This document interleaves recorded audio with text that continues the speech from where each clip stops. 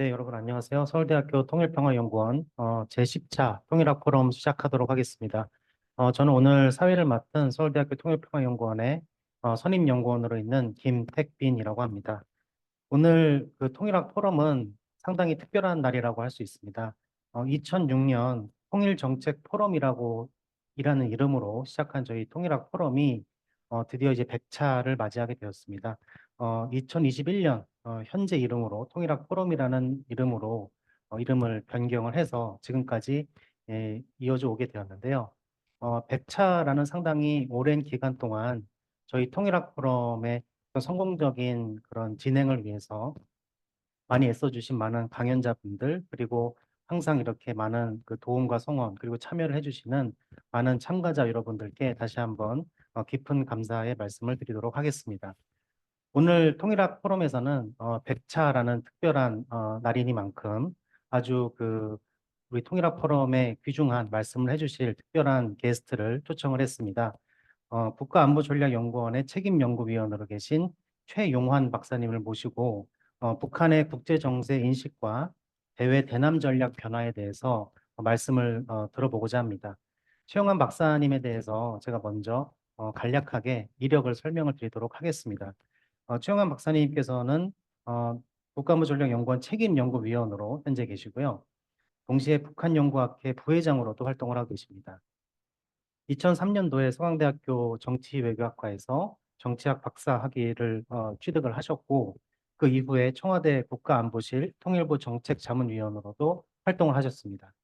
주요 연구 분야로는 북한의 대외 정책, 남북 관계, 그리고 한반도 안보에 대해서 주로 연구를 하고 계십니다. 어, 오늘 북한의 국제정세 인식과 대외 대남 전략 변화라는 주제로 강연을 해주시도록 하겠습니다. 네, 그 박사님 준비되셨으면 바로 네, 예, 말씀해 주시면 되겠습니다. 안녕하세요. 국가안보전략연구원의 최영환이라고 합니다. 이렇게 의미 있는 자리에 불러주셔서 제가 말씀을 드릴 수 있는 기회를 가지게 돼서 대단히 영광으로 생각합니다. 오늘 제가 말씀드릴 주제는 아까 말씀드렸던 것처럼 북한의 국제정세 인식과 대외 대남 전략 변화에 대해서 조금 말씀드리려고 합니다. 아마도 북한 문제에 관심이 있으시면 대부분 알고 계시겠지만 하노이 이후에 북한의 국제정세 인식이 미묘하게 변하고 있고 그거에 따라서 대외 전략 그리고 대남 전략이 크게 요동치고 있는 시점인 것 같습니다. 이게 향후 어떻게 변해갈지 좀 더 지켜봐야 되겠지만 지금 시점에서 북한의 어떤 대외 전략 그리고 대남 전략이 왜 변하고 있고 어떤 방향으로 가려고 하는지를 짚어보는 것은 되게 중요한 과제라고 생각을 합니다. 음,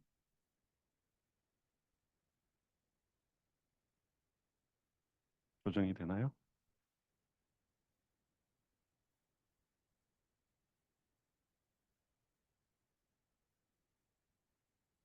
네.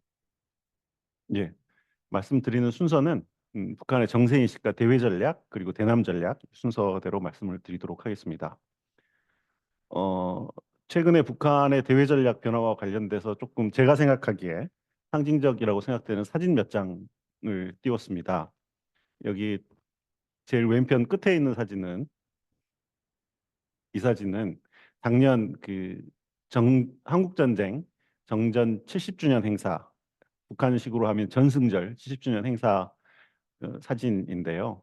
중국과 러시아의 대표단이 김정은 좌우에 서서 그 행사에 참관하고 있는 모습입니다. 그 아래 사진을 보시면 아시겠지만 이 행사에서 동원됐던 북한의 무기 체계들 중에는 중국과 러시아가 유엔 안보리에서 어, 제재를 가할 때 그 대상이 되었던 무기 체계들을 질비하게 끌고 나왔습니다. 그랬는데 2022년, 23년 행사에는 중국과 러시아 대표단이 자기들이 제재를 가했던 그 무기 체계가 열병식에 지나가는 모습을 보면서 박수치는 장면. 이것은 북한이 최근에 북한의 대외 전략이 어떻게 변화하고 있다라는 것을 상징적으로 보여주는 사진이라고 생각을 합니다. 그 옆에 있는 사진은 작년 9월 달에 그 김정은과 푸틴이 보스토치니 우주기지에서 만나는 사진이지요. 그 만난 장소 자체도 굉장히 상징적이었고 북한과 러시아가 굉장히 밀착하고 있다라는 것을 보여주는 상징적인 사건이라고 생각을 합니다. 그 밑에 사진은 북한 외무상 최선희가 작년 연말에 러시아를 방문해서 푸틴에게 답방을 요청하는 그 만남 사진이고요. 이 만남 이후에 그 오른쪽 위에 있는 저 자동차를 푸틴이 김정은에게 선물을 했습니다. 뭐 자동차를 줬다가 중요한 게 아니라 자동차를 저렇게 주는 것의 의미를 생각을 해보면 사실은 저런 자동차를 김정은에게 주는 것은 명백하게 유엔 제재 위반 사안임에도 불구하고 자동차를 전달한 것은 이제 북한과 러시아는 제재 따위는 신경 쓰지 않겠다라는 사인으로도 읽힐 수 있기 때문에 이 다음에 북한과 러시아의 스텝이 무엇이 될까를 굉장히 우려스럽게 외부의 시각으로 봤을 때 우려스럽게 만드는 그런 장면들이라고 생각을 합니다. 그리고 대남 관계 관련해서는 작년 연말에 있었던 제8기 9차 전원회의 그리고 올 1월 16일 날 있었던 김정은 시정연설 등을 통해서 남북 관계를 기존의 남북 간 특수관계론 그러니까 91년 남북 기본합의서에서 남북이 국가 간의 관계가 아니고 통일을 향하는 과정에서 잠정적으로 형성된 특수한 관계다라고 했던 것들을 완전히 무시하고 남북을 별개의 두 국가, 혹은 적대적인 두 개의 국가다라고 규정을 하는 발언들을 계속했습니다. 그래서 그 미국의 북한 전문가들, 지그프리드 해커와 로버트 칼린 같은 사람들은 6.25 이후에 남한이 한반도가 지금 가장 전쟁에 가까워져 있다라는 우려 섞인 글을 발표하기도 했었고, 김정은이 저기 그 신문 기사에 있는 것처럼 기존의 그 대남 관계를 책임지던 조국평화통일위원회, 민족경제협력국, 금강산 국제관광국 등등을 다 폐지하겠다라고 공언을 했고 실제로 다 폐기한 것으로 알려지고 있습니다. 그리고 헌법을 개정해서 어, 철두철미 남한을 제1의 적대국, 불변의 주적으로 간주하겠다라고 이야기를 했고요.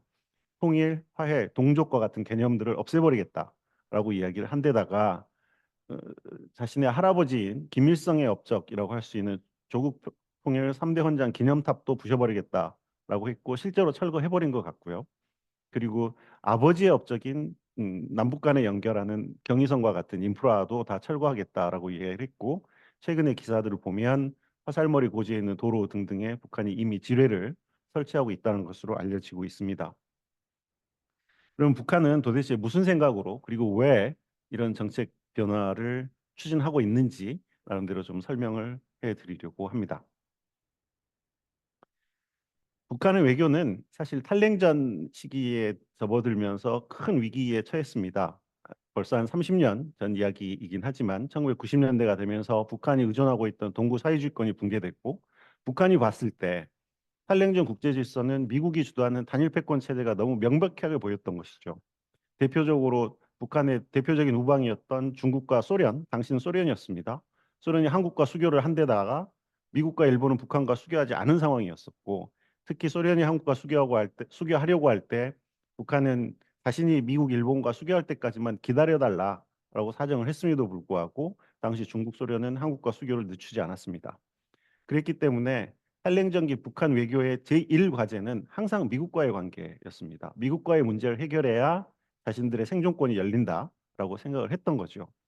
그런데 북한의 딜레마는 생존을 위해서는 사실은 중국과 같은 개혁 개방이든 아니면 러시아와 같은 전면적인 개방이든 그런 개혁 개방이 필요하지만 개혁 개방을 하면 정권 안보가 위협받는다라는 북한 정권 내부의 딜레마가 있었기 때문에 북한은 핵 개발을 통해서 미국과 게임을 하겠다라고 결정한 것 같고 그런 게임을 지금 30년 넘게 지금 계속 지속해 오고 있는 상황이라고 볼 수 있습니다. 근데 북한은 사이가 좋을 때든 나쁠 때든 어쨌든 북한 외교의 제1과제는 북한과 미국의 관계였었기 때문에 그간의 패턴을 보면 정치 군사적인 긴장을 한껏 고조시킨 다음에 자신들의 협상력이 어느 정도 높아졌다라고 생각을 하면 협상 국면으로 전환해서 협상을 시도하는 그런 패턴을 보여왔었습니다. 그런 상황에서 남북 관계는 그 냉전 시기와 탈냉전기 남북 관계는 굉장히 차이가 있었는데 냉전 시기에는 북한은 항상 이제 남한은 적화 통일의 대상이었는데 탈냉전기로 접어들면서는 남한이 자신들 흡수 통일하려고 시도하고 있다라는 비난을 하기 시작합니다. 이거는 사실 남북 간에 이제 존재하는 현실적인 국력 격차를 북한이 인식하게 된 이유이기도 하거니와 미국과의 관계 개선이 가장 중요한 목표이기 때문에 협상을 원할 때는 서울을 통해서 워싱턴으로 가는 방식으로 그리고 긴장을 고조시킬 때는 남한을 자극해서 미국을 협상으로 유도하는 방식으로 남한을 활용해 왔었습니다. 남한은 사실 남북 간의 체제 경쟁이 사실상 끝났다라는 자신감이 있었기 때문에 그간의 대북 적대시 정책에서 벗어나서 포용 정책이라는 이름의 어떤 북한을 껴안으려는 정책을 추구를 했었고, 물론 그 남한 내부의 그 정권 교체에 따라서 남북 관계의 부침은 분명히 있었지만은 한국 정부 탈냉전 이후 집권한 한국 정부의 모든 대북 정책에는 북한과의 교류 협력이라는 것이 최소한 언술적인 측면에서는 담길 수밖에 없는 분명한 변화의 흐름들이 존재하는 게 사실이었습니다. 그리고 김정은이 집권한 시기의 대외 전략을 보면 초기에는 김정은 초기에는 언술적으로는 경제 건설과 핵무력 건설의 병진 노선이라고 했지만 실질적으로는 핵무력 건설에 올인하는 방식의 대외 전략 노선을 추진을 했었습니다. 2008년 이때는 김정은 집권 전이죠. 2008년에 육자회담이 최종적으로 무산됐고 2008년 가을에 김정일이 쇼크로 쓰러졌다가 한참 헤맨 다음에 다시 깨어나게 됩니다. 그 이후에 2009년부터 김정은 후계 체계가 북한 내부적으로 공식화되기 시작하고 아마도 그때 이후로 북한은 핵 개발, 핵 능력을 최대한 끌어올린 다음에 협상을 해도 하겠다라고 생각한 것 같고 실제로 북한은 이후로 그 핵 개발을 굉장히 빠르게 속도를 냅니다.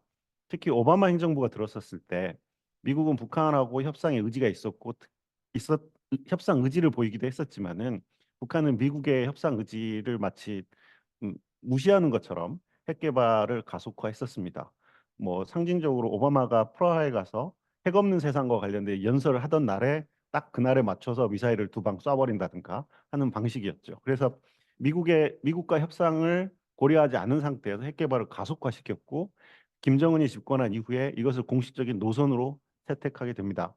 그래서 2013년 3월 당 중앙위 전원위에서 금방 말씀드린 경제건설과 핵무력건설 병진 노선이라는 걸 채택을 하고요.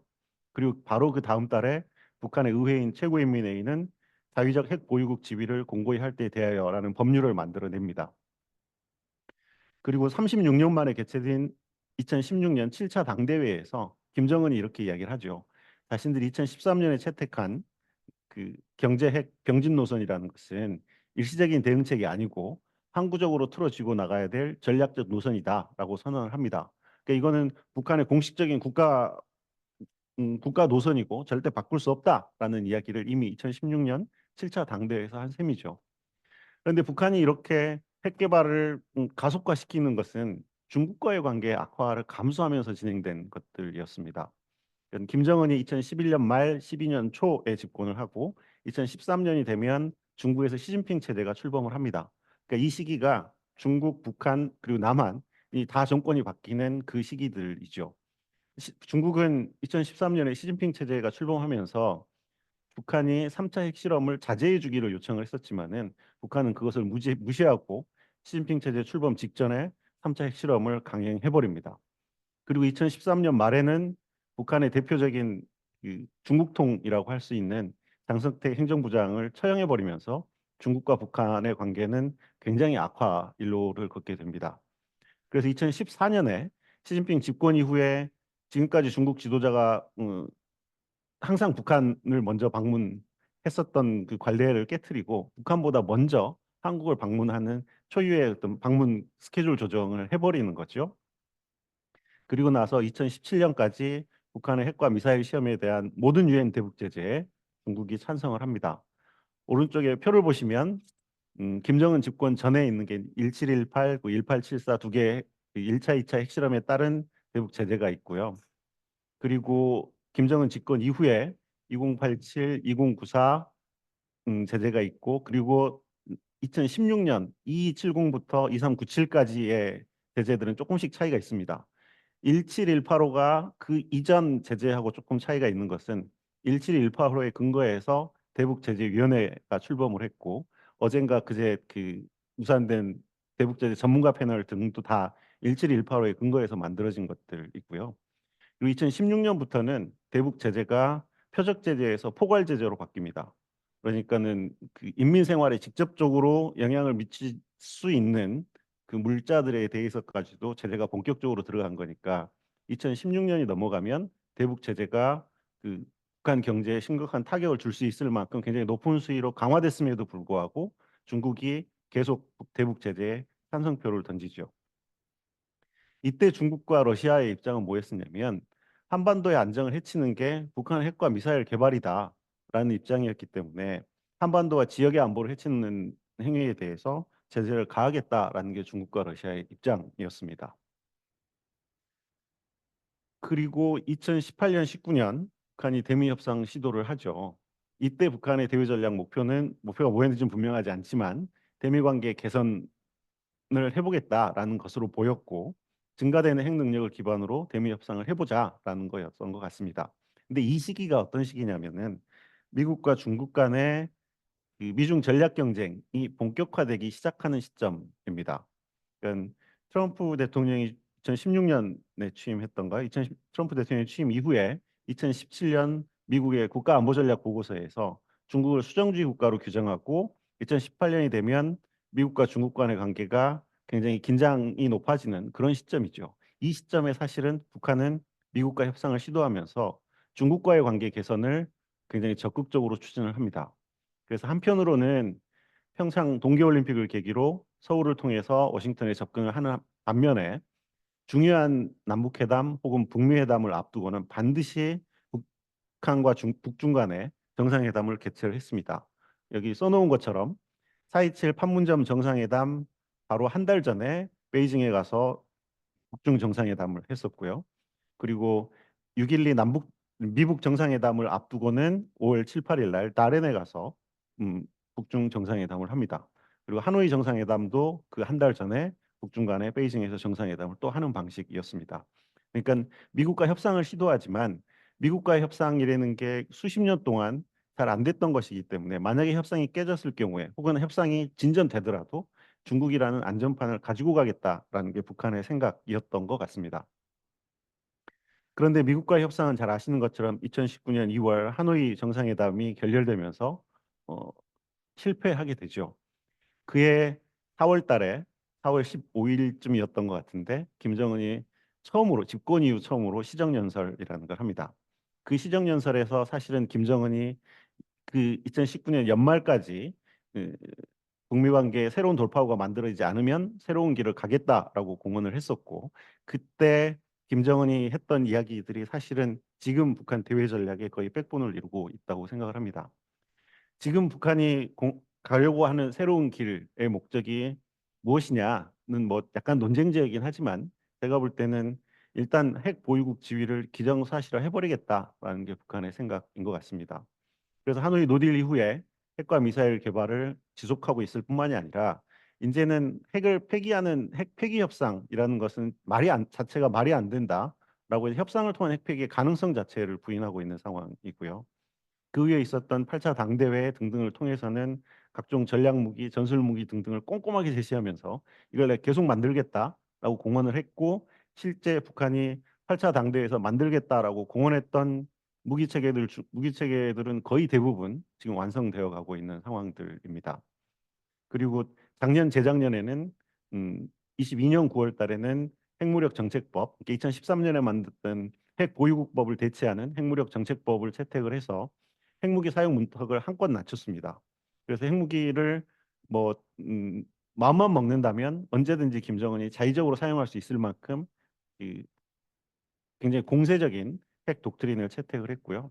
그리고 작년 9월 달에는 헌법을 개정해서 그 핵 보유국 지위를 헌법 내용에 공식화 시켜버렸습니다. 그리고 나서는 실제로 핵무기를 사용하는 훈련들을 실시를 합니다.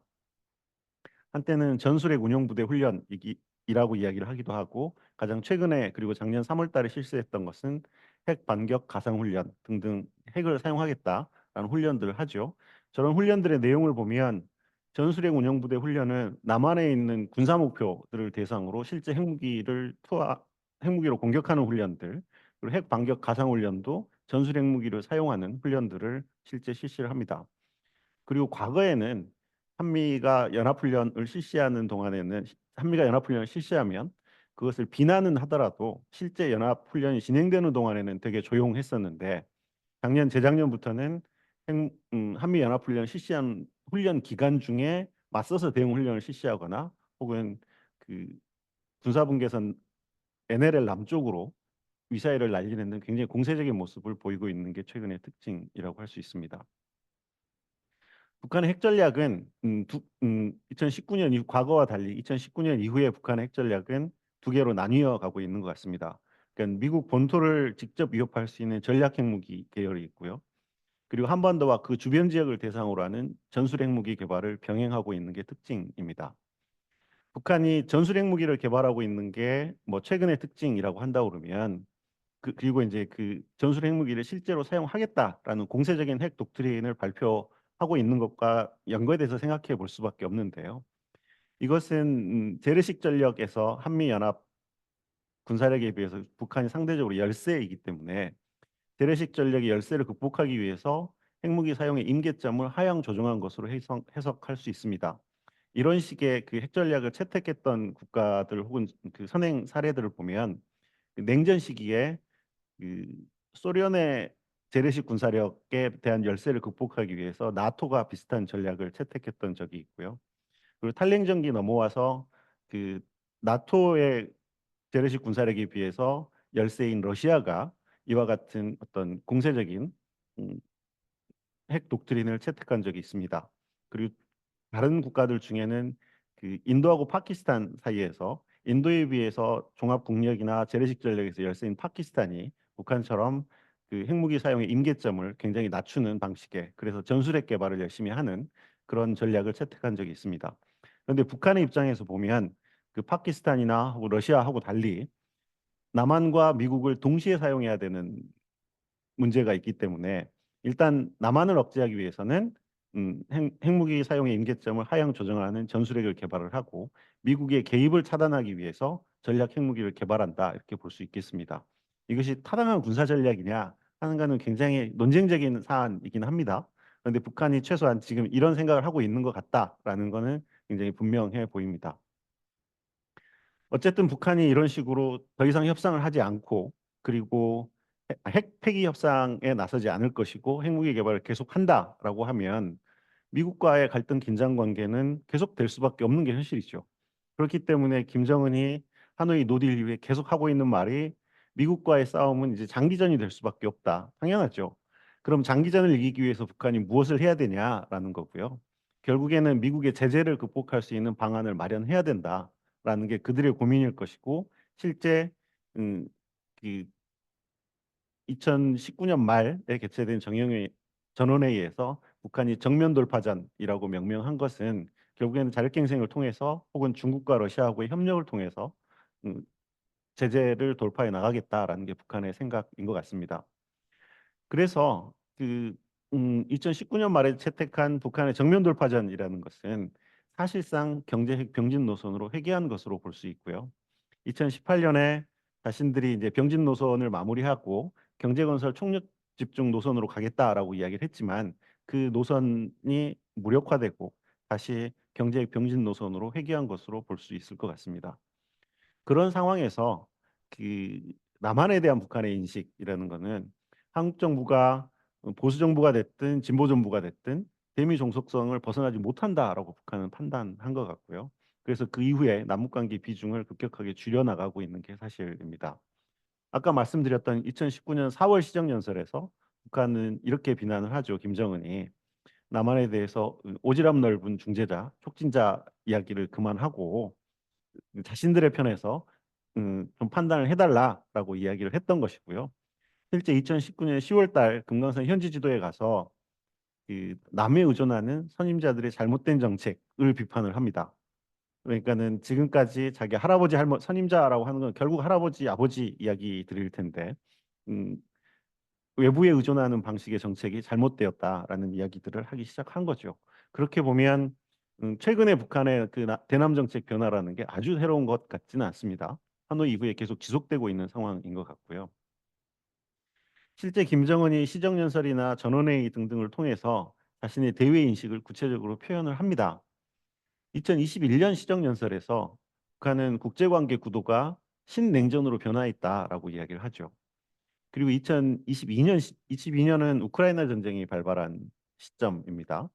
이때는 뭐라고 이야기하냐면 조선반도를 둘러싼 세력 구도가 명백해지고 미국이 주장하는 일극 세계로부터 다극 세계로 전환했다. 우크라이나 전쟁이 발발하고 나서는 이른바 다극 세계 주장을 합니다. 그러면서 이처럼 긴장 격화된 국제 정세가 자신들의 군사력 강화에 훌륭한 조건과 명분을 제공한다. 그래서 지금 군사력을 강화해야 된다라고 이야기를 하는 거죠. 2023년 말에 개최된 8기 6차 전원회의에서는 이제 신냉전과 다극화를 동시에 거론을 합니다. 이제 작년 말에 있었던 그 전원회 8기 9차 전원회의죠. 그때는 신냉전 이런 언급들을 하지 않지만 북한의 대외 전략은 여전히 그 신냉전이라는 인식의 기초에서 진행되고 있는 것 같습니다. 그러니까 신냉전 구조를 활용하겠다라는 북한의 생각은 뭐냐면 미중 전략 경쟁이 한동안 갈 거다. 그리고 우크라이나 전쟁으로 미국과 러시아의 사이가 나빠질 거다라는 거죠. 전쟁이 끝나더라도 러시아와 서방, 러시아와 미국 간의 관계가 개선되는 데는 시간이 많이 필요할 거다. 그러면 미국과 중국 간의 관계, 미국과 러시아의 관계는 한동안 악화될 것이고, 그렇다면 자신들은 중국과 러시아, 중국과 북한, 러시아와 북한의 관계를 개선시키면 뭔가를 할 수 있을 거다라고 생각을 하는 거죠. 그러니까 세계가 미국과 서방 중심의 어떤 이른바 자유진영, 그리고 중국과 러시아가 중심이 되는 권위주의 진영으로 나눠진다고 한다 그러면 미국의 영향력이 미치지 않는 전략적인 공간이 생길 거다. 그 공간을 활용하면 미국과 국제사회 압력을 극복할 수 있을 거다라고 생각을 하는 것 같습니다. 그리고 또 하나는 이제 북한의 자신들의 담론이긴 한데 자신들을 이제 핵무기를 보유한 이른바 전략국가라고 지칭을 합니다. 그래서 이 지난 정부 시기이긴 하지만 2019년에 김정은이 트럼프에게 보낸 친서 내용에 보면 아, 지금이나 미래에나 심지어 과거에도 한국군은 자신들의 적수가 아니었다. 상대가 되지 않는다.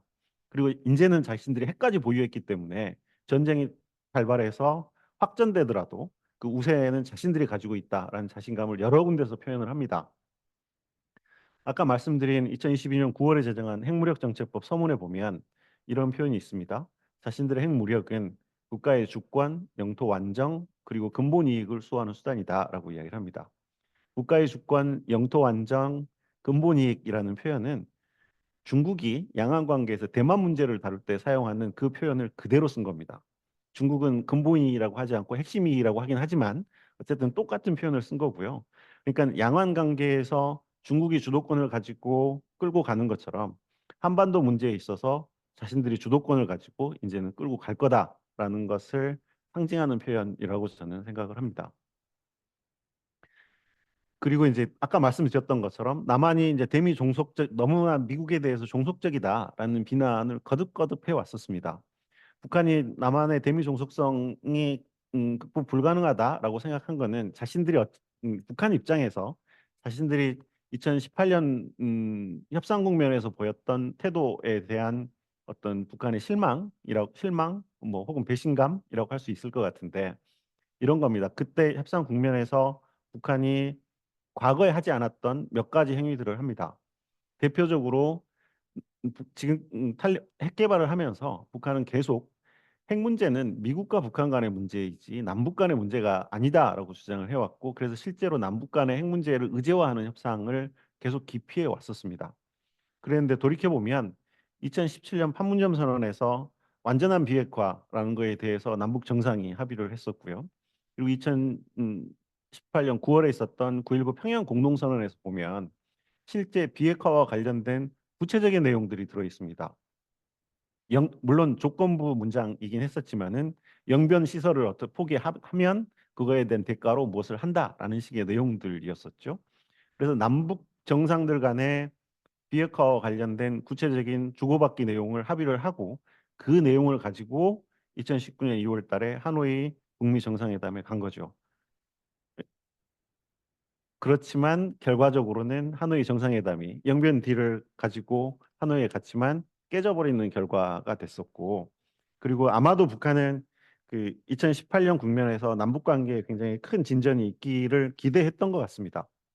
그런데 결과적으로는 2018년 상황이 굉장히 좋았음에도 불구하고 남북 관계에 별다른 진전이 없었죠. 뭐 그 이유가 무엇인가에 대해서 생각해 보면 물론 그 대북 제재라는 현실적인 한계가 굉장히 분명했던 것 같습니다. 2016년부터 대북 제재가 본격화돼서 북한은 굉장히 힘든 상황이었지만 실제 그 제재가 어떻게 작동하고 얼마나 제재의 벽이 높은가에 대한 인식은 남북이 모두 좀 부족했던 것 같고요. 그리고 2018년 국면에서 너무 남북 관계가 좋아질 거다라는 기대가 높았기 때문에 남북 간에 무언가를 만들어내기보다는 북미 관계라는 근본 문제가 해결이 되면 남북 관계는 자연히 좋아질 거다라고 하면서 조금 늦춰놓았던 측면들이 있었던 거죠. 그러다 보니까 결국엔 2018년 국면에서 남북 간의 실질적인 어떤 교류 협력 부분에서 성과를 내는 것은 별로 없었고, 결국 북한 입장에서는 자신들은 그 이전과 다른 정책을 취했음에도 불구하고 남한 정부는 굉장히 뜨뜻미지근했고 미국은 북한을 끝까지 믿지 않았고 결국 상황은 음, 파국이었다라고 북한은 생각하는 것 같습니다. 뭐 금방 드린 말씀을 다시 한번 정리하는 것일 수 있을 것 같은데요. 그러니까 지금의 북한의 대외 전략이라는 것은 결국에는 현재 국제관계 구도를 신냉전이라고 판단을 하고 신냉전 구조가 자신들에게 불리하지 않다. 그렇다면 이 구조를 적극적으로 활용하겠다라는 게 북한의 대외 전략이라고 생각을 합니다. 물론 지금 국제 질서가 신냉전이냐 혹은 신냉전이 구냉전과 똑같으냐라는 건 또 다른 논쟁이긴 하지만 북한은 어찌됐든 신냉전이 그 국가들 간의 진영화를 초래하는 것이고 그 진영화에 적극적으로 편승을 하면 자신들에게 유리한 전략적 공간이 생긴다. 그리고 그것은 한냉전 이후에 미국 일극 체제에서보다는 훨씬 더 유리하다라고 기본적으로 판단을 하는 것 같습니다. 그렇기 때문에 자신들은 계속 핵무기를 개발할 거고 그렇다면 미국과의 싸움은 장기전이 될 거고 그렇다면 중국과 러시아의 관계 강화가 우선 중요한 거 아니냐라는 게 북한의 판단인 것 같습니다. 그래서 북한의 담론을 보면 한동안은 조성된 정세를 적극적으로 활용하겠다라는 식의 표현이었지만은 최근에 북한이 말하고 있는 것들을 보면 어, 어떤 갈등 구조 수동적으로 편승하는 것을 넘어서 자신들에게 유리한 대외 정책 환경을 주동적으로 만들어 보겠다라는 식으로 표현을 합니다. 그러다 보니까 북한이 발표하는 각종 그 대외 전략, 대외 이슈와 관련된 입장들을 보면 미중 혹은 미러 갈등 이슈에 있어서 전극적으로 중국과 러시아 입장에 동조하는 성명들을 굉장히 많이 발표를 합니다. 특히 우크라이나 전쟁 발발 이후에 러시아의 입장에 가장 빠르게 동조하고 그 러시아가 점령한 그 돈바스 지역의 4개 공화국을 가장 먼저 인정한 국가도 북한이었습니다.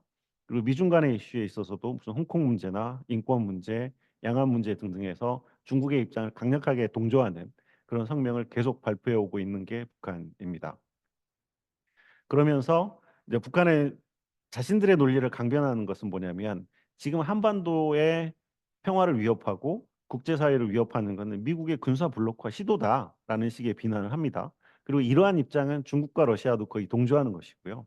그래서 2017년까지 한반도의 안보를 위협하는 게 북한의 핵과 미사일 개발이었다라고 북한을 비난하면서 대북 제재에 동조했던 중국과 러시아가 입장을 미묘하게 바꿔서 미국의 정책이 한반도의 군사적인 긴장을 조성하고 있다. 그래서 북한의 합리적인 음, 안보 우려를 고려해 줘야 된다라는 식으로 입장을 바꿨고 실제로 북한의 대단히 명백한 유엔 안보리 대북 제재 결의안 위반 등이 있었음에도 불구하고 추가 대북 제재에 계속 반대하고 있는 상황입니다.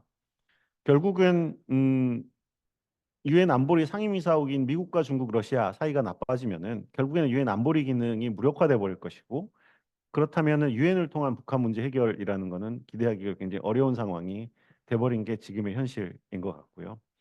또 기존에 있었던 대북 제재 역시도 북한과 직접 접경하고 있는 중국, 러시아의 도움이 없다면 그 효과가 굉장히 제한적일 우려가 있는 거죠.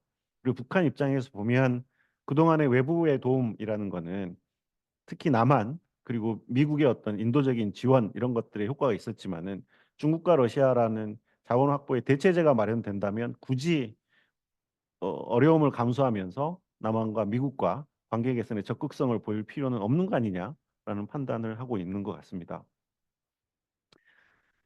그래서 북한은 핵과 전략 전술 무기를 계속 개발하고 공세적인 핵 독트린을 공식화함으로써 협상을 통해서 핵을 폐기할 수 있을 거다라는 거에 대한 회의론이 계속 확산되기를 기대하는 거죠. 그리고 실제로 이제 그 북한을 협상을 통해서 핵을 폐기할 수 있을 거다라는 것을 기대하는 전문가 혹은 정책 집행자들은 극히 소수이거나 거의 존재하지 않는 것 같습니다.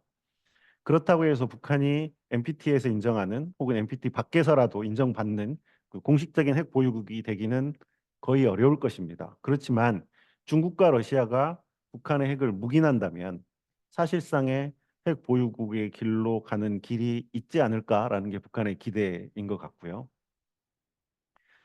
그렇다고 해서 북한이 저는 미국과의 협상이나 혹은 남한과의 협상 자체를 완전히 포기했다라고 생각하지는 않습니다. 과거에 비해서는 그 관심이 많이 줄어든 건 사실이긴 하지만 좀 다른 차원의 협상이라는 것은 해볼 용의가 있을 거라고 생각합니다. 다만 이제 북한이 지금 하고 싶은 이야기는 계속 자신들은 핵과 전략 무기를 개발할 거기 때문에 시간이 지날수록 한미가 지불해야 될 비용은 증가할 거다. 가만히 있으면 이것을 계속 자극하고 싶은 거죠. 그래서 한미로부터 최대한 양보를 얻어내거나 혹은 핵 폐기 협상이 아니라 군비 통제 협상이 진행된다고 하면 이것을 통해서도 역설적으로 그 핵 보유국 지위를 인정받을 수 있는 거 아니냐라는 생각을 하고 있다고 생각을 합니다. 음, 그렇게 되면 지금 국면이 과거와 다른 것은 뭐냐면 미국과의 관계가 가장 중요하고 미국과의 관계 해결을 하기 위해서 의도적으로 긴장을 조성해서 협상 국면으로 전환하는 게 한랭전기 북한 대외 정책의 핵심이었다고 하면 지금 신냉전 다극체제 하에서 신냉전 활용 전략을 추진하고 있는 북한의 입장에서 보면 과거 협상 국면 전환용 긴장 고조하고 지금의 긴장 고조는 조금 상황이 달라진 것 같다. 정치 군사적 긴장이 장기화되더라도 자신들은 버틸 수 있다라고 생각하기 때문에 정치 군사적 긴장이 과거와 같이 협상 국면으로 전환하기 위한 마지막 고비가 아니라 상당 기간 지속될 수 있다라는 점에서 조금 우려스러운 점이 분명히 있고요. 그리고 북미 관계에 집중했던 정책 기조가 변화돼서 물론 북미 관계를 포기한 건 아니지만 중국과 러시아 쪽으로 관심이 훨씬 더 분산되는 추세를 보이고 있다라고 생각을 합니다.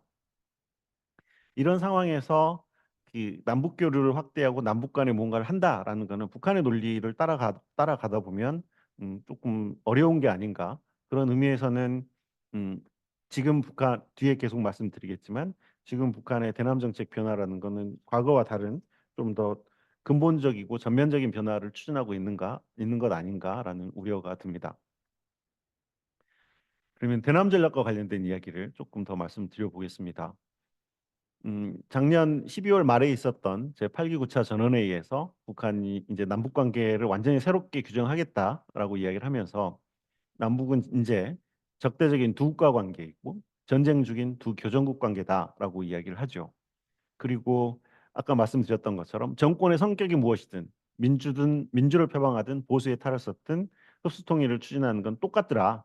그렇기 때문에 남한과의 협력을 위해서 만들어진 대남 사업기구들 다 없애버릴 것이고 자신들이 먼저 전쟁을 일으키지는 않겠지만 전쟁이 언제든지 가능하다라는 걸 전제하는 상태에서 군사력을 준비할 것이고 만약에 전쟁이 난다면 한반도 전체를 점령해 버리겠다라는 식의 이야기를 합니다.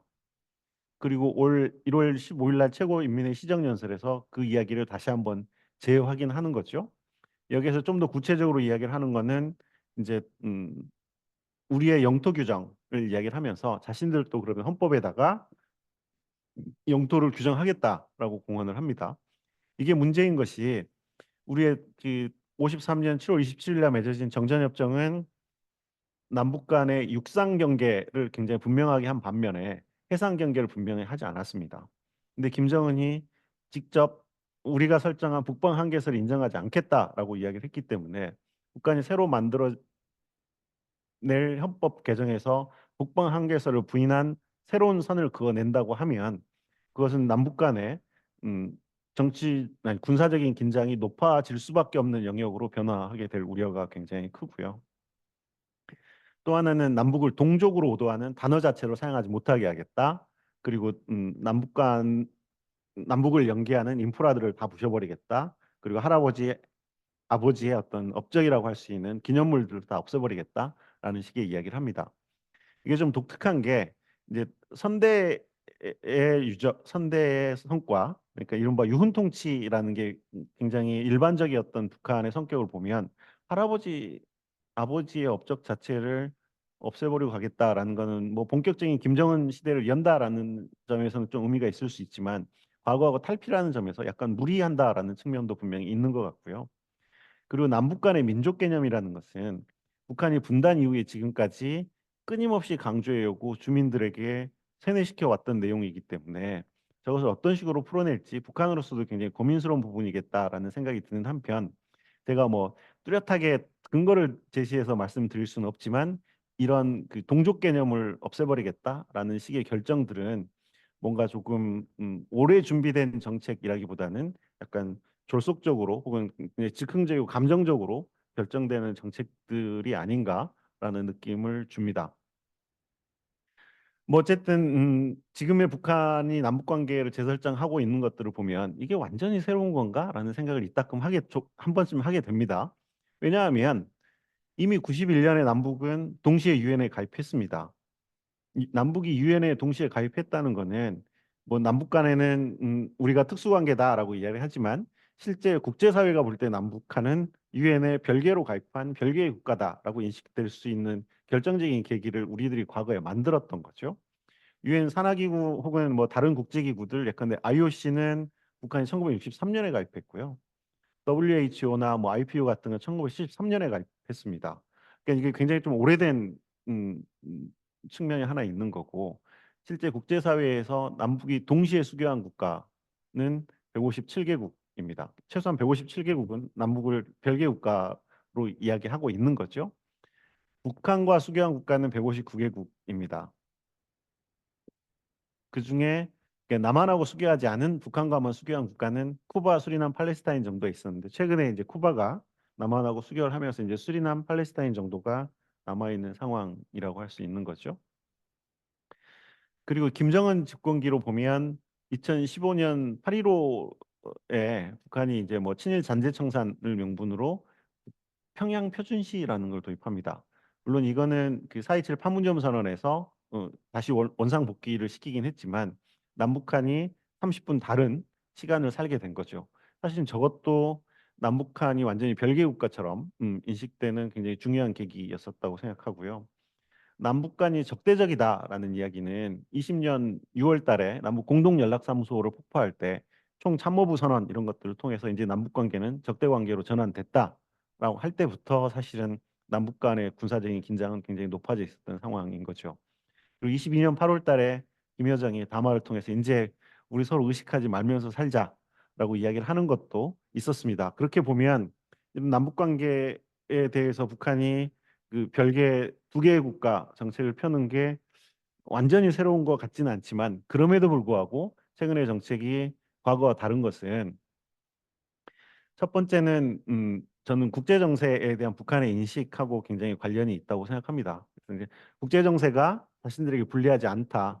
그래서 꼭 남한에 의존하지 않더라도 중국이나 혹은 러시아하고의 관계를 잘 조정을 하면 마치 냉전 시기에 그들이 진영 외교를 폈던 것처럼 또 다른 진영 외교가 가능하지 않을까라는 전략적인 판단이 이 배경에 있다는 점에서 북한의 그 남북한 두 개의 국가론이라는 게 조금 근본적인 인식 변화에 기초하고 있는 측면이 있다는 점에서 과거와 좀 다르다라는 거고요.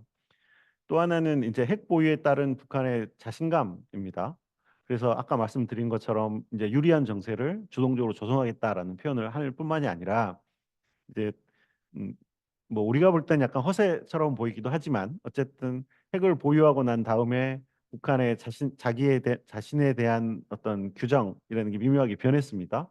그러니까 미국과 북한의 관계를 과거에는 핵국가와 핵을 가지지 않는 비핵국가, 그리고 중국과 자신의 관계는 대국과 소국의 관계라고 이야기를 했다면 이제는 미국과 자신의 관계는 동등하게 핵을 가진 국가이기 때문에 핵국가와 전략국가의 관계이고 중국과 자신의 관계는 대국과 소국의 관계가 아니라 이제 대국과 강국의 관계다라고 이야기를 합니다. 그러니까 이런 식으로 이제 북한은 담론의 나라이니까 자신들에 대한 전략적인 규정을 새로 해 나가고 있는 거죠.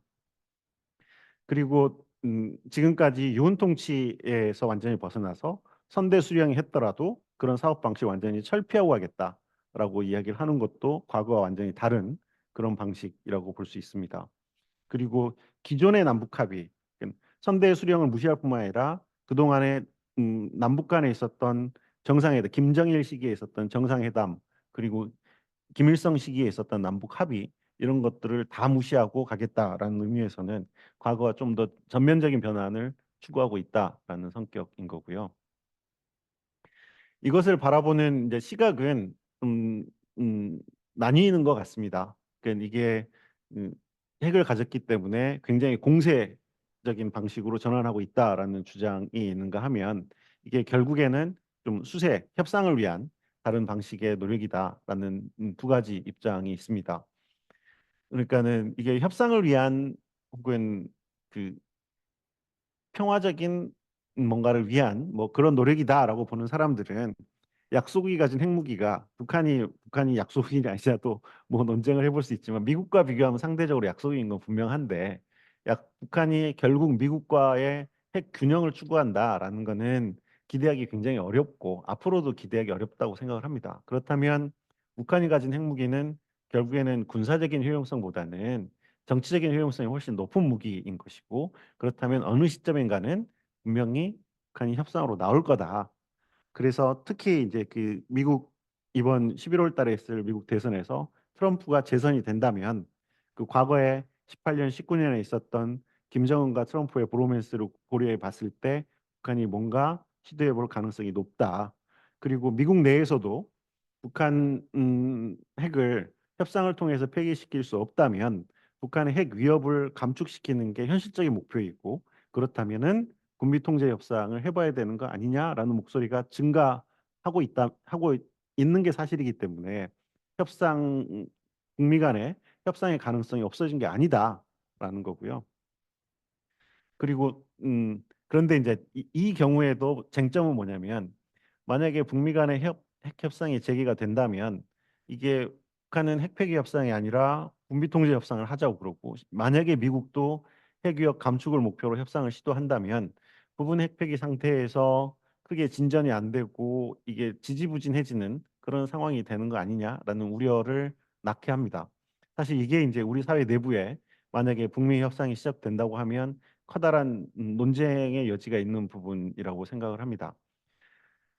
뭐 미국이 북한과 협상을 할 때 군비 통제를 하겠다 혹은 부분 핵폐기를 하겠다 이렇게 시작하지는 않을 것 같습니다. 결국 미국은 완전한 핵폐기를 목표로 협상을 시도하겠지만은 부분 핵폐기에서 그치는 거 아니냐라는 우려를 가지게 되는 것은 한국과 미국, 일본 간의 위협 인식 차이가 존재하기 때문입니다.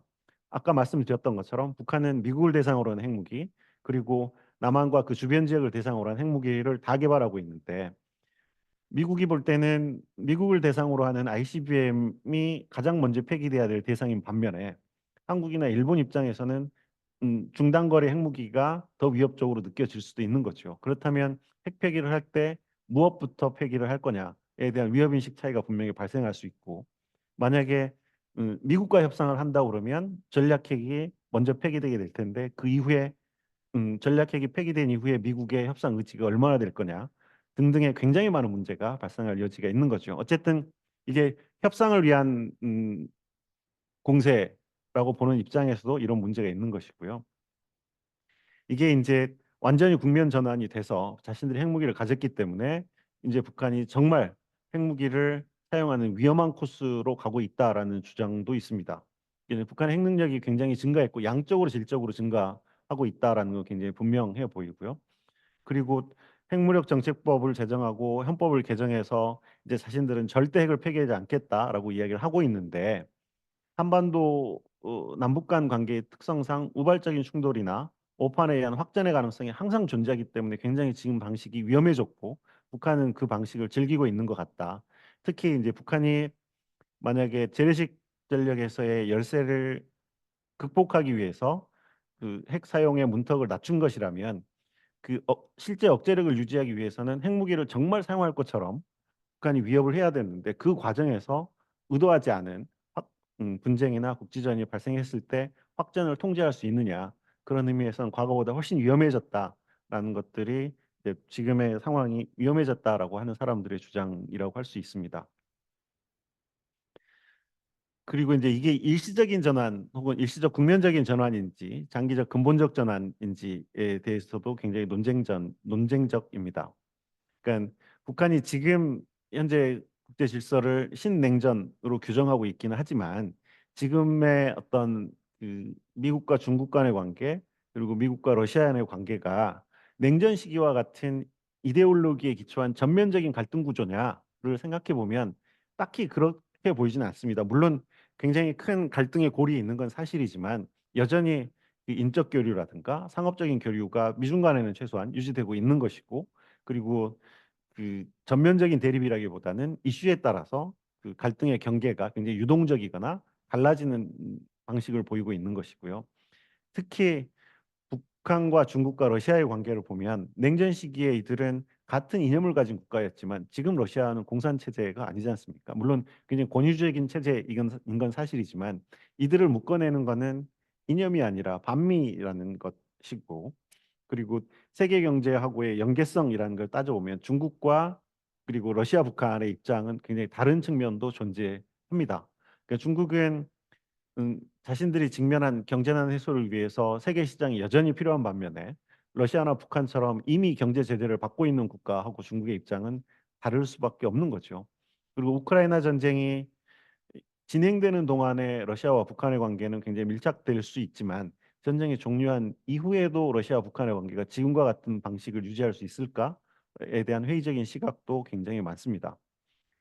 그런 의미에서 보면 사실 그 신냉전 구조에서 북한의 신냉전 구조로 활용하겠다라는 전략은 대중관계에 대한 의존도가 굉장히 높다는 측면 약점이라면 약점이 존재하는 건데 그런 의미에서 북한이 최근 2023년, 24년 넘으면서 러시아와 심하게 밀착하는 것은 너무 높은 대중 의존도 극복을 위한 일종의 해진 전략이라고 볼 수도 있는 것 같고요. 그래서 그들 간에 중국과 북한과 러시아 간의 미묘한 갈등과 협력이 존재한다. 라는 점에서 보면 이게 현 국면에서는 북한에게 굉장히 유리하지만 이후에도 계속 유리할 건가에 대해서는 회의적인 시각이 존재하는 게 사실입니다. 그리고 잘 아시는 것처럼 북한이 가지고 있는 구조적인 문제점, 여전히 자생적인 발전 동력을 마련하지 못하고 있고 식량난 그리고 자연재해에 굉장히 취약한 국가라는 점에서는 어디에선가 도움을 받아야 되는데 중국과 러시아가 과거에도 그렇고 현재에도 그렇고 북한이 원하는 만큼의 도움을 줄 수 있는가 그런 의미에서는 사실은 북한에 대한 지원과 협력의 의지와 능력을 다 가진 거는 남한이 존재하기 때문에 이게 일시적 국면적 전환이다라고 볼 수도 있을 것 같고요. 반면에 미중 갈등이라는 게 음, 굉장히 국제 정치의 구조적인 변화를 초래하는 요인일 뿐만이 아니라 한동안 지속될 거다, 2, 30년 이상 지속될 거다라는 측면에서 본다고 하면 북한의 신냉전 구조 활용 전략 그리고 남북 관계의 어떤 변화라는 게 그러한 구조가 변하지 않는다면 한동안 지속되는 거 아니냐라는 생각들을 하게 합니다.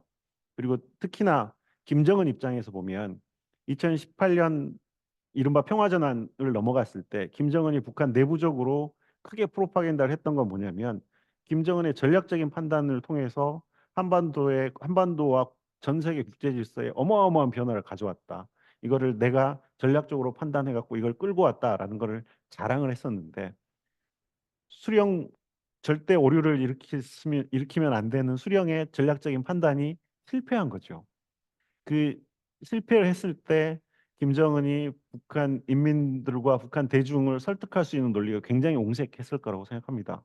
결국 지금의 그 대남 정책 전환이라는 거는 남한에 대한 실망뿐만이 아니라 그 김정은의 정책적인 실패의 책임을 한국 정부에 전가하기 위한 김정은의 어떤 판단도 있다고 저는 생각을 하기 때문에 한국 정부에 대한 비난의 수위가 과거에 비해 지나치게 높고 또 향후에 이른바 진보 정권이 남한에 집권한다고 하더라도 남북관계 개선이 좀 어려워 보이는 측면이 있는 게 사실입니다. 그리고 이제 북한은 뭐 그게 허세든 혹은 진심이든 자신들의 핵무기를 가진 전략국가라고 이야기를 하기 때문에 이제는 서울을 통해서 워싱턴을 간다가 아니라 이제 직접 미국, 일본과 협상할 수 있다라고 생각하는 것 같습니다. 특히 트럼프가 집권했을 때 미국과의 관계, 그리고 최근에 이제 일본과의 직접 접촉을 시도하고 있는 것 등등을 보면 이 북한이 음, 미국이나 일본과의 관계 개선을 위해서 남한이 꼭 필요하다라고 판단하는 것도 이제 과거 어, 판단하지 않을 가능성이 조금 더 높아진 거 아니냐라고 생각을 합니다.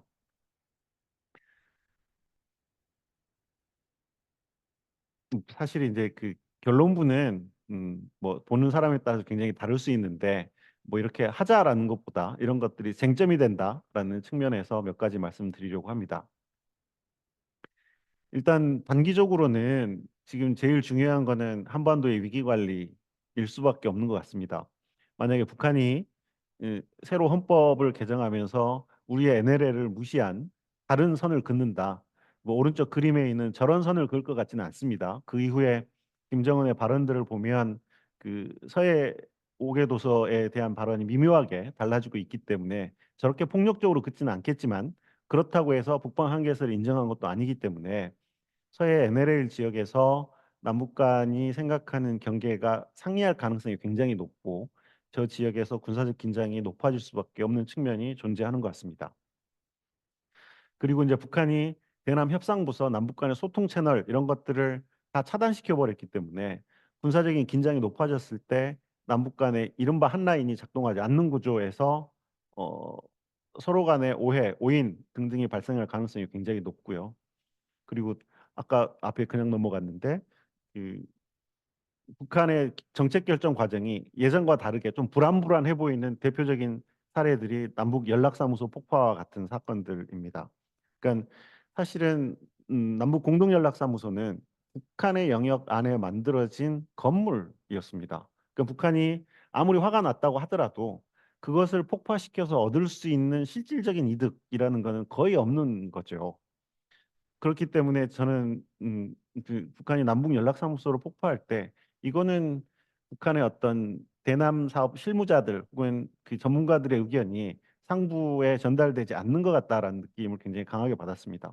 자신들에게 실질적인 이득이 없음에도 불구하고 최고 지도부가 굉장히 감정적으로 판단해서 저런 그 굉장히 폭력적인 방식의 정책 결정을 내리고 있다고 한다 그러면 지금과 같은 어떤 그 위기 상황에서 북한이 조금 더 위험한 코스로 갈 가능성이 높아지는 측면이 있기 때문에 남북 간의 위기 관리가 한동안 굉장히 중요할 수밖에 없다라고 생각합니다. 그리고 북한이 남북 공동연락사무소를 폭파할 때 명분으로 삼았던 게 대북 전단살포였었는데 지금 대북 전단살포가 계속 이루어지게 되는 국면에서 북한이 어떻게 대응하는가도 굉장히 중요한 쟁점 중에 하나가 될 거라고 생각을 합니다. 그리고 중단기적으로는 결국에는 지금 우크라이나 전쟁 이후에 북러 관계가 어떻게 될지는 좀 두고 지켜봐야 되겠지만은 전쟁이 최소한 그 미국 대선까지는 끝나지 않을 것 같고 그렇다면은 중단기적으로는 러북 간의 협력이 어디까지 가느냐에 대한 모니터링과 그거에 대한 우리의 대응 전략을 마련하는 게 굉장히 중요하다라고 생각을 합니다.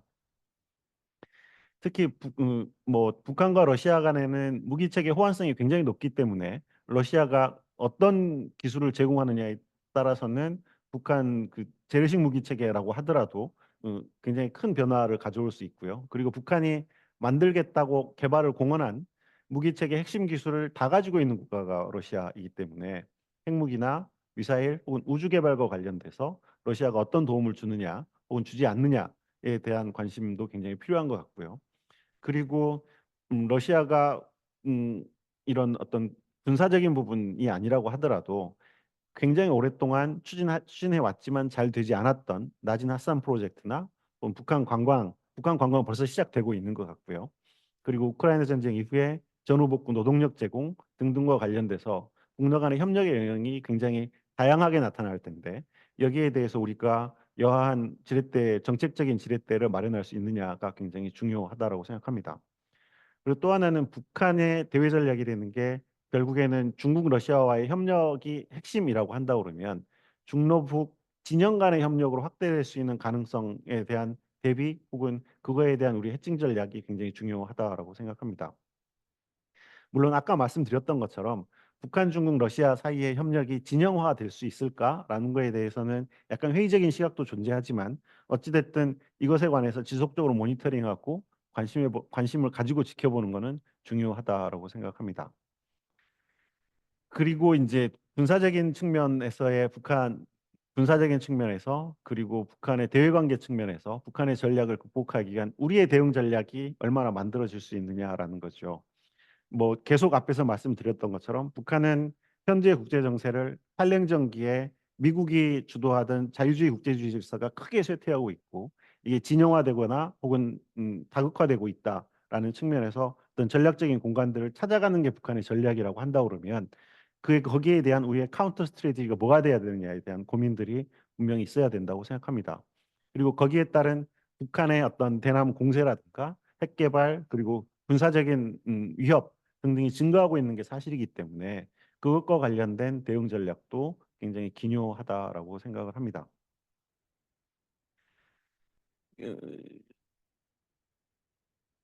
뭐 거의 결론이라고 할 수 있을 것 같은데요. 결국에는 북한은 강대국 중심의 어떤 세력권 분리에 굉장히 편승하는 전략을 펴고 있긴 하지만 냉전 시대와 달리 아까 말씀드렸던 것처럼 지금의 어떤 국제 질서는 갈등과 협력이 전면적인 갈등이라기보다는 협력의 영역이 어느 부분에선가는 분명히 존재하고 이슈에 따라서 갈등의 경계가 변화하거나 유동적이거나 굉장히 모호하기 때문에 우리가 어, 얼마나 적절하게 대응하느냐에 따라서는 충분히 저는 그 카운터 스트래티지를 만들 수 있을 거다라고 생각을 하고요. 그리고 또 하나의 변수는 사실은 전쟁과 선거라고 생각합니다. 지금 유럽에서 진행되고 있는 전쟁의 결과가 어떠냐에 따라서 사실은 국제 질서가 크게 요동칠 가능성이 있고요. 또 하나는 그 미국 국내 정치의 안정성이라는 게 굉장히 약화되면서 제2, 제3의 트럼프와 같은 신고립주의 성향의 미국 대통령이 출연할 가능성, 그리고 일본의 정권 교체 가능성 등등에 대한 어떤 대비들도 항상 필요하지 않을까라고 생각합니다.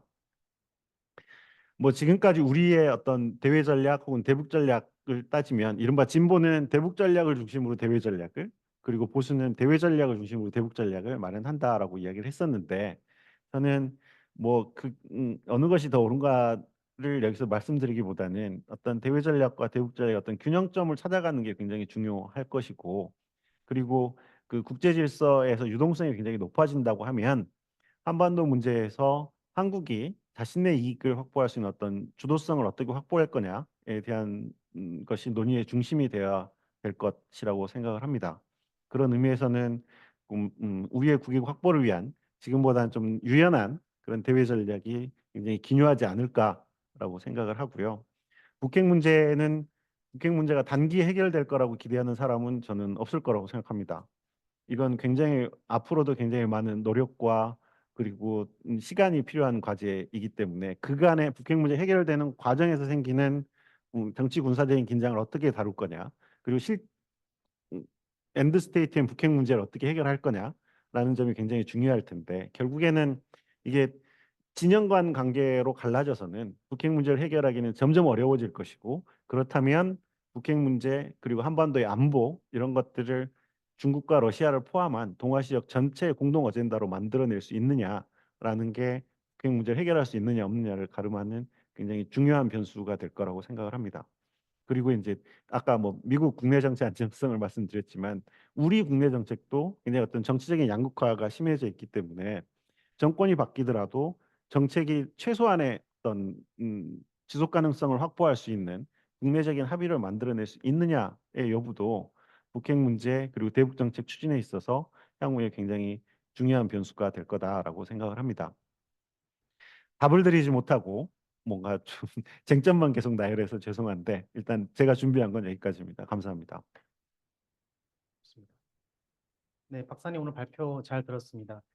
최근에 그런 과거부터 지금까지의 여러 가지 북한의 대외 정책 그리고 대남 정책에 대해서도 잘 정리를 해주셨고 또 추가적으로 우리에게 어떤 주는 그런 시사점들 특히 이 대북 정책에 있어서의 전략적인 그런 고려점들에 대해서 체계적으로 잘 설명을 해주신 것 같습니다. 오늘 강연 관련해서 그 질문사항 있으신 참가자분들께서는 채팅창에 올려주시면 제가 박사님과 함께 그 답변을 드리도록 하겠습니다. 가급적이면 좀 그 개조식으로 좀 명확하게 그리고 짧게 좀 질문을 올려주시면 저희가 이해하고 그 답변 드리는데 좀 더 도움이 될 것 같습니다. 답변을 몇 가지 그 질문을 좀 드리기에 앞서서 제가 이제 개인적으로 몇 가지 좀 질문을 드리고 싶은데요. 첫 번째 질문은 좀 소프트한 질문입니다. 박사님에게 뭐 개인적으로 궁금했던 그런 부분들이고 나머지는 오늘 발표 내용과 관련된 질문을 간단하게 한 두 가지 정도로만 좀 드리도록 하겠습니다. 첫 번째 질문은 저희가 이제 통일학 포럼에 오시는 많은 그 전문가분들께 이제 항상 드리는 질문이기도 한데요. 이런 북한 문제 또는 이제 북한 연구 분야에 어떻게 관심을 가지게 되셨는지 처음에 이제 공부를 할 때 여러 가지 주제들이 있을 수 있는데 북한 문제에 관심을 가지게 된 어떤 계기가 어떤 게 있으셨는지가 첫 번째로 좀 여쭤보고 싶은 그런 질문이고요. 먼저 말씀해 주시고 추가적으로 네, 하겠습니다.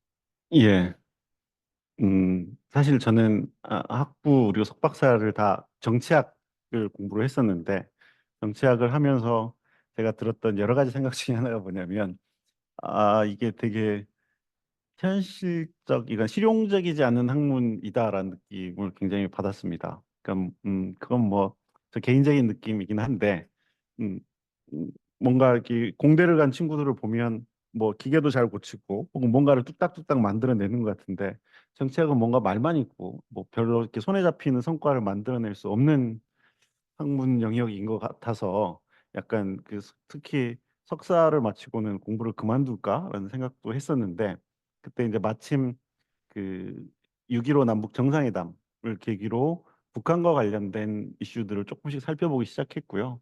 그때 이제 그 남북 문제 혹은 통일 문제 이런 것들이 뭔가 내가 정치학을 공부하면서 가졌던 아쉬움, 뭔가 실용적이고 혹은 뭔가 사명감을 가지고 해볼 만한 그런 영역이 아닐까라고 생각을 해서 북한 문제에 뒤늦게 박사과정 들어가서야 관심을 가지게 됐죠. 네.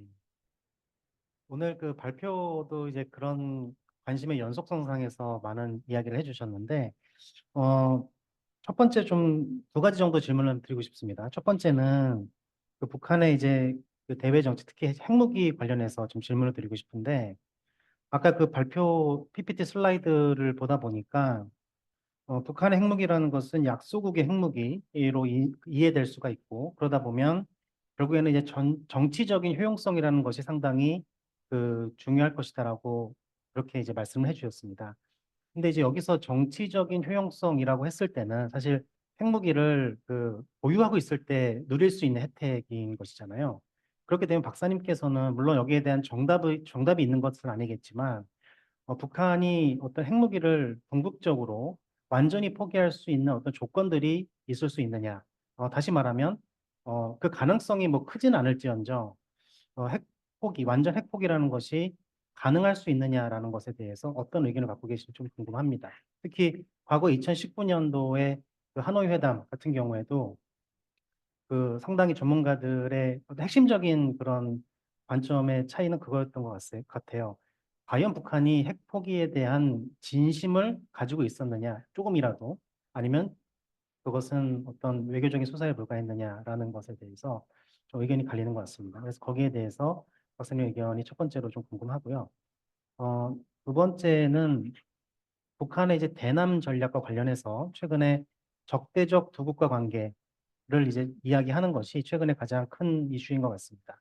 이 적대적 두 국가 관계를 공표하고 그에 대한 여러 가지 그 사후 조치들이 있었는데 아까 말씀하신 것처럼 뭐 조국 평화통일 3대 헌장 기념탑을 해체한다든지 아니면 북한 애국가의 가사를 바꾼다든지 뭐 이런 것들이 있었는데 이런 것들이 일시적인 제스처라고 보시는지 아니면 영구적으로 남북 관계의 어떤 변화를 가져온 것이라고 보시는지 여기에 대해서 뭐 100% 정확한 답을 내릴 수는 물론 없겠지만 박사님 생각을 좀 여쭙고 싶습니다.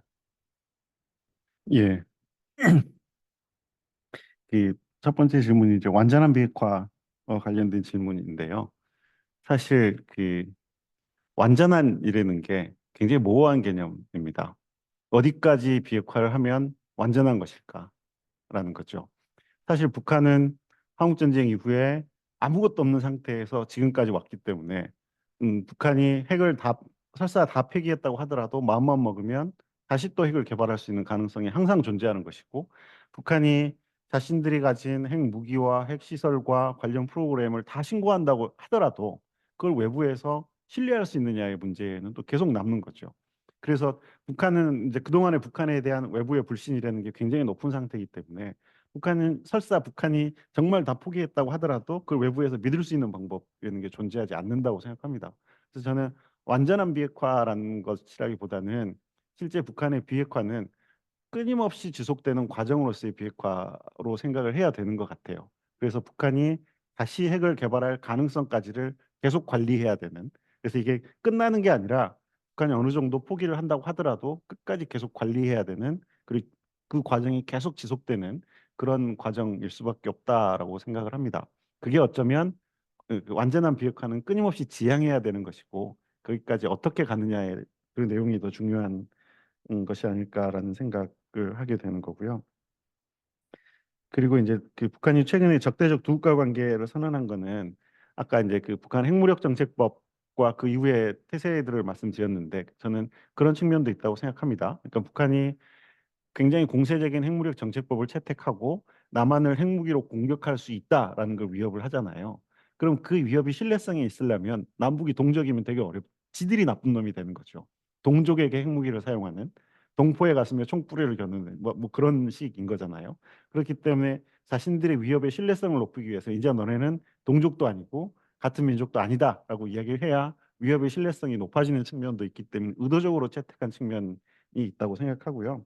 그리고 아까 말씀드렸던 것처럼 그 북한의 어떤 그 동족 개념의 폐기라는 게 뭐 그동안에 두 국가로 가는 어떤 추세들이 보여온 건 사실이지만 북한 주민들의 정서라든가 북한 지도부의 담론 차원에서 본다고 하면 아주 치밀하게 준비됐다기보다는 조금 정서적이고 즉흥적인 측면이 있어서 남북 간의 관계가 좀 변한다고 하면 또 다른 어떤 규정이라든가 변화는 저는 있을 수 있다고 생각합니다. 그런 의미에서는 이게 지금 뭐 영구적이다라고 단정해버리기보다는 조금 지켜볼 필요가 있는 이슈라고 생각합니다. 채팅창에 질문이 올라왔는데요. 그 제가 했던 질문하고 좀 비슷한 맥락에서 질문해 주신 것 같습니다. 어,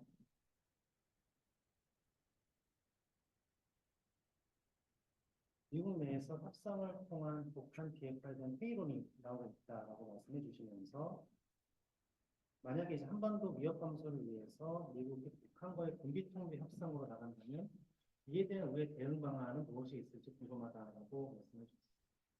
예를 들어서 한번 일단 제일 중요한 거는 한국이 협상에 참여하는 것이라고 생각합니다. 그거는 사실 한미 간에 미리 조율이 돼 있어야 되는 부분일 거고요. 우리가 협상에 참여를 해서 우리의 이익 혹은 우리의 입장 이런 게 적극적으로 개진될 수 있는 구조를 만들어낼 수 있느냐 없느냐의 문제일 겁니다. 근데 이제 문제는 미국과 북한 간에 협상을 한다 그러면 뭐 그 협상 자체가 이제 뭐 핵폐기를 혹은 핵 위협 감소를 목적으로 하는 군비 통제 협상이 북한의 핵무기를 실질적으로 인정하는 거 아니냐라는 뭐 비판과 논쟁이 있긴 하지만 그거보다 더 중요한 것은 우리가 핵무기를 가진 국가가 아니고 핵무기를 운영해 본 적도 없고 핵무기를 폐기하는데 참여해 본 적도 없기 때문에 실제 그 협상에 들어가서 우리가 할 수 있는 역할이나 내용이 그렇게 크지 않다는 게 제일 큰 문제점일 겁니다.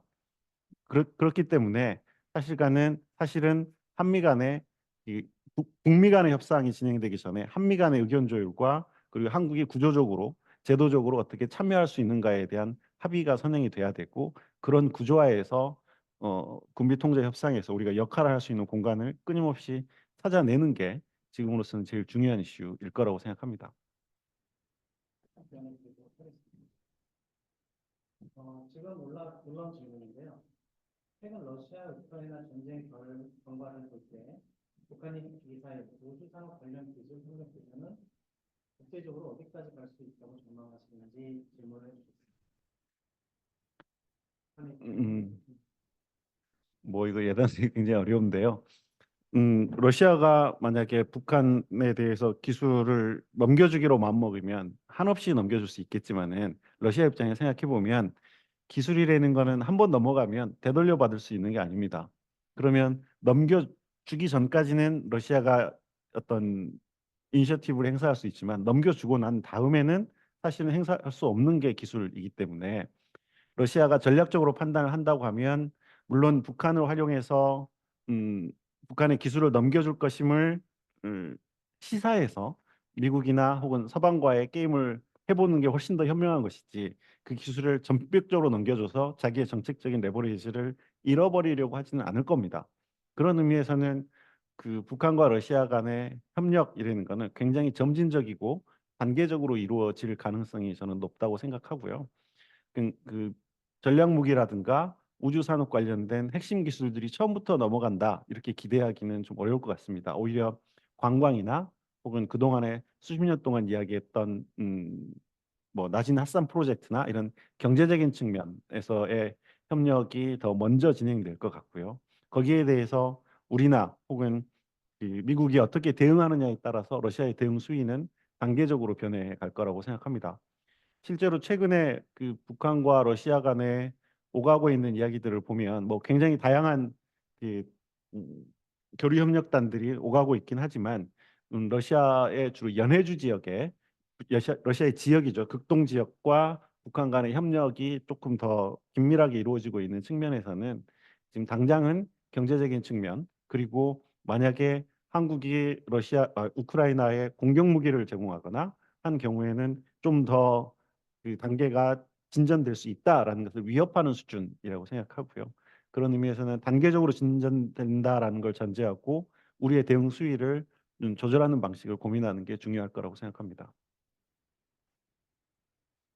네, 다음 질문은 그 변성호 선생님께서 올려주신 질문인데, 좀 이거는 테크니컬한 그런 질문인 것 같습니다. 북한이 가지고 있는 전술핵의 파괴력은 어느 정도이며, 만약 북이 전술핵을 사용한다면 남한의 대응 전략은 있는지 있다면 그것이 무엇인지 궁금하다라고 좀 포괄적인 차원의 질문을 해주셨는데요. 물론 뭐 박사님께서 그 북한 핵 무기 자체의 어떤 그에서 얼마만큼 또 디테일하게 말씀해 주시는 좀 어려울 수도 있는 질문일 수도 있겠지만, 네, 한번 말씀해 주신다면은 어떻게 해 주실 수 음, 있을지 일단 궁금합니다. 전략핵과 전술핵을 좀 구분해서 말씀드려야 될 것 같은데요. 사실 저는 뭐 저도 발제문에 전술핵이라는 표현을 쓰긴 했지만 그 일반적으로 사용하니까 사용했던 것이고요. 저 개인적으로는 그 전술핵과 전략핵의 구분을 그렇게 좋아하진 않습니다. 왜냐하면 그게 대단히 그 미국과 러시아 같은 핵 강대국들이 만들어낸 개념이거든요. 그러니까 전략핵은 음, 그 주로 도시와 같은 굉장히 큰 목표물을 사용해서 하는 대량 파괴 무기인 반면에 전술핵은 군사 목표를 대상으로 하는 상대적으로 저위력의 핵무기를 이야기를 합니다.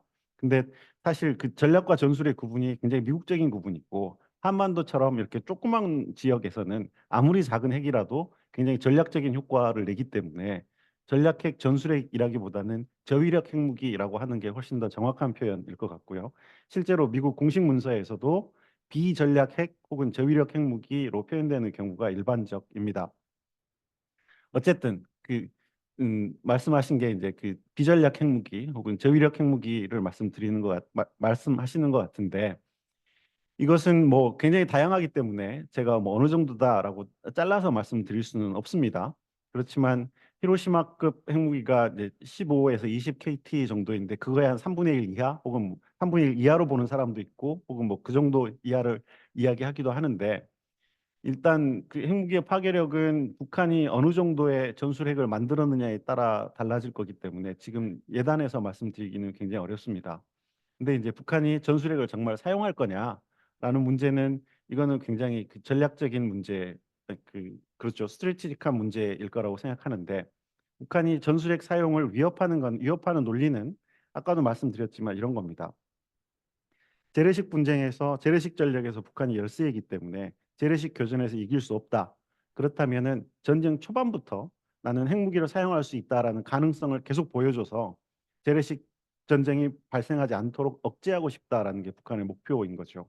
그렇게 보면 북한의 무기체계 개발 방식은 뭐냐면 전술핵과 재래식 무기를 동시에 사용할 수 있는 멀티 플랫폼을 개발하는 겁니다. 그러면 북한이 무기를 쐈을 때 이게 전술핵인지 아니면 재래식 무기인지를 땅에 떨어지기 전에는 모르는 거죠. 그렇게 해서 억제력을 키우는 방식인 거죠.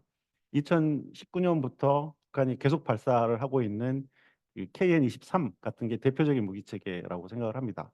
그러니까 북한은 재래전과 핵전쟁의 경계를 크게 낮춰서 억제력을 높이는 반면에 전술핵과 전략핵의 경계를 높이고 싶어 합니다.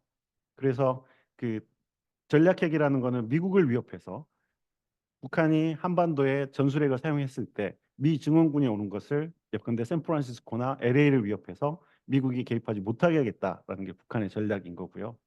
그렇게 보면 논리적으로는 북한이 전술핵을 사용하든 전략핵을 사용하든 핵무기를 사용했을 때 우리는 대량 보복을 하겠다라는 게 굉장히 우리의 카운터 스트래티지로서는 저는 타당하다라고 생각을 합니다. 다만 우리의 음, 문턱은 재래전과 핵 사용의 문턱을 높이는 게 훨씬 타당하고요. 전술핵과 전략핵의 문턱을 낮추는 방식으로 대응하는 게 맞는 대응 전략이라고 생각을 합니다. 대신에 이제 북한의 문제점은 핵무기를 사용할 때 북한의 문제점은 뭐냐면 북한이 핵무기를 사용하려고 하는 것 자체가 그 재래식 교전에서 우위를 확보할 수 없기 때문인데 만약에 핵무기를 가지고 있는 국가가 재래전에서 끝까지 몰렸을 때 이른바 그 use it or lose it 딜레마가 발생합니다. 그러니까 음, 좀 거칠게 이야기하면 쓰고 죽을래, 그냥 죽을래 이야기인 거죠. 그런 의미에서는 절망적인 상황에서는 북한은 핵을 쓸 수 있을 가능성이 굉장히 높습니다. 그런 의미에서는 우리는 재래전과 핵 교전 사이의 문턱을 최대한 높이되 재래전에서의 우리의 대응 방식은 비례적이어야 되고 북한의 use it, lose it 딜레마를 자극하지 않는 정도 수준에서 자제되는 게 바람직하다라고 생각하고요. 대신에 북한이 핵전쟁으로 넘어왔을 때는 대량 보복을 하겠다라는 점을 굉장히 분명하게 해야 이 북한의 핵 사용 전략에 대한 우리의 대응 전략이 마련될 수 있을 거라고 생각합니다. 물론 이런 식의 어떤 그 핵 전략 논리들을 보면 과거 미국의 그 상호 확증 파괴 논리도 그렇고 이런 것들을 보면 좀 너무 파괴적이고 위험하고 한 방식이긴 하지만 논리적으로 대응 전략은 그 정도의 수순으로 마련될 수밖에 없을 거라고 생각합니다. 네. 추가적인 질문 더 올려주시면 답변 드리도록 하겠습니다. 어, 제가 하나 질문 또 드리고 싶은데요. 그 박사님 오늘 PPT 발표 슬라이드 뒷부분에 보게 되면 여러 가지 그 카운터 스트래테지에 대한 말씀을 많이 해주신 것 같습니다. 근데 이 카운터 스트래테지의 여러 가지 측면 중에서 지금 뭐 핵무기 관련된 부분도 말씀해 주셨지만 북한이 지금 최근에 주장하고 있는 적대적 두 국가 관계라는 그 슬로건, 다시 말하면 남북한 간의 관계는 동질적인 관계, 같은 민족 관계가 아니라 적대적인 두 국가 관계다라고 이야기하는 것에 대해서 우리가 이제 여기에 대해서 적용할 수 있는 카운터 스트래테지는 어떤 것들이 있다고 생각하시는지 어, 대응 방안에 대해서 말씀해 주실 만한 부분이 혹시 있을지 여쭙고 싶습니다.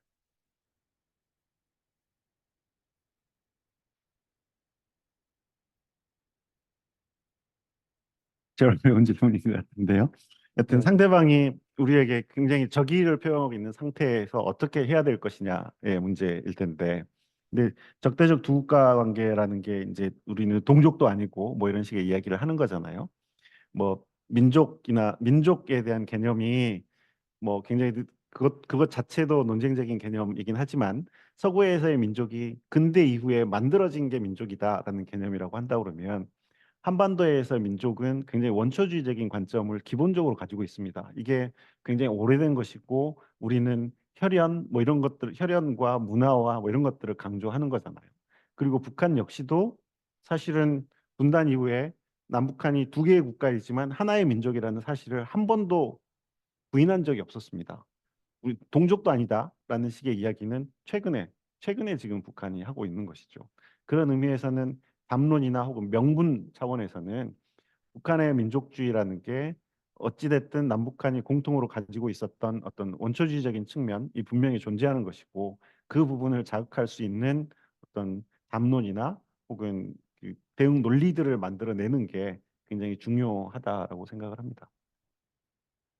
아무래도 그 남북 관계가 북한에서 주장하는 남북 관계, 특히 어떤 민족적인 동질성이 굉장히 오랜 역사를 갖고 있는데 최근에 이제 그런 것들이 부정이 되고 있는데 그렇다고 할지라도 우리가 거기에 동조하고 뭐 편승해서 같은 방식으로 북한을 적대적인 어떤 두 국가 관계로 가져가게 된다면 남북한 간의 어떤 통일이라는 부분은 더욱더 멀어지는 게 아닌가라는 그런 우려들이 또 최근에 많이 나오고 있기 때문에 한번 그런 질문을 드려봤습니다. 네. 어 추가적으로 지금 질문이 또 하나 나왔는데요. 김정은이 집권하는 과정에서도 잡음이 많았는데 최근 화제가 된 차기 북한의 후계자 문제, 뭐 김주의 문제를 말씀하시는 것 같습니다. 문제가 국제 정치와 통일 부분에 있어서 어떻게 작용할 것 같으며 우리 정부나 국제사회는 그 부분을 우리가 어떻게 대비해야 될지에 대해서 말씀을 해 주셨습니다.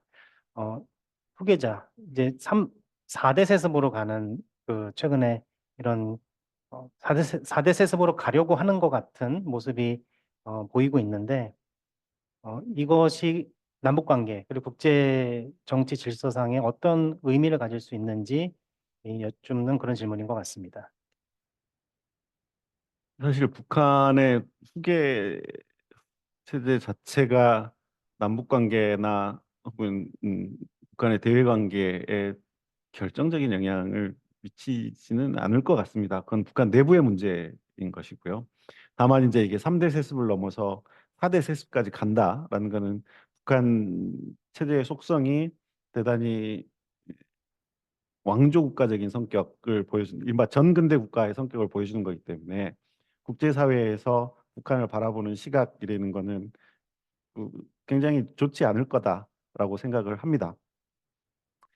음, 다만 이제 지금 김주애가 북한의 후계자가 될 거냐라는 것은 김주애의 나이가 너무 어리기 때문에 물론 북한이 그렇게 볼 수밖에 없는 장면들을 계속 연출해서 보여주고 있어서 저도 굉장히 혼란스럽긴 한데 아직 김정은이 젊고 김주애가 매우 어리기 때문에 조금 더 지켜봐야 될 문제인 것 같고요. 다만 이제 북한 체제의 근본적인 문제 가운데 하나가 후계와 관련된 문제입니다. 물론 북한 내부적으로는 뭐 후계와 관련된 논리들이 있긴 하지만 외부에서 볼 때 그 북한의 어떤 정권이 아니죠. 그 권력이 교체될 때마다 북한 체제가 굉장히 위험해 보이고 위태로워 보이는 거는 북한이 새로운 후계자 혹은 새로운 수령을 만들어내는 방식 혹은 어떻게 수령을 선출하는지 이런 것들이 제도화돼 있지 않고 굉장히 불분명하기 때문에 항상 후계 체제가 수립되는 초기에 굉장히 혼란스러운 모습을 보일 수밖에 없고 외부에서 볼 때는 위태위태해 보이는 게 사실이긴 합니다. 근데 이제 이게 정말 그 왕조 국가적인 계속 그 혈통을 따라서 가는 그런 식의 후계 체제가 된다고 하면 북한 체제의 취약성 혹은 국제 정치로부터 일탈 이런 성격은 점점 더 강해질 수밖에 없을 거라고 생각합니다. 네. 어 지금 질문들 오늘 많이 이것저것 질문들이 나왔는데 네 그래도 어느 정도 다 많이 해결이 된 것 같습니다. 추가적으로 혹시 질문하실 분 계시면 받도록 하겠습니다. 네. 네 시간이 한 1 시간 반 정도 네 발표와 질의응답까지 잘 진행이 된 것 같습니다. 추가적인 질문은 네 더 이상 없는 것 같아서 오늘 100차 통일학 포럼 어 여기서 마무리하는 것으로 그렇게 하겠습니다. 오늘 이렇게 귀중한 시간 내 주셔서 저희 시흥 캠퍼스까지 방문을 해 주시고 연구원에서 또 이렇게 인사이트 있는 그런 발표를 해 주신 최용환 박사님께 다시 한번 깊은 감사의 말씀드리고 또 이렇게 귀한 시간 내 주셔서 저희 통일학 포럼에 온라인으로 참여해 주신 많은 참가자분들께도 다시 한번 깊은 감사의 말씀을 드리도록 하겠습니다. 네 그러면 오늘 통일학 포럼 여기서 마무리하는 것으로 하겠습니다. 모두 참여해 주셔서 감사합니다. 감사합니다.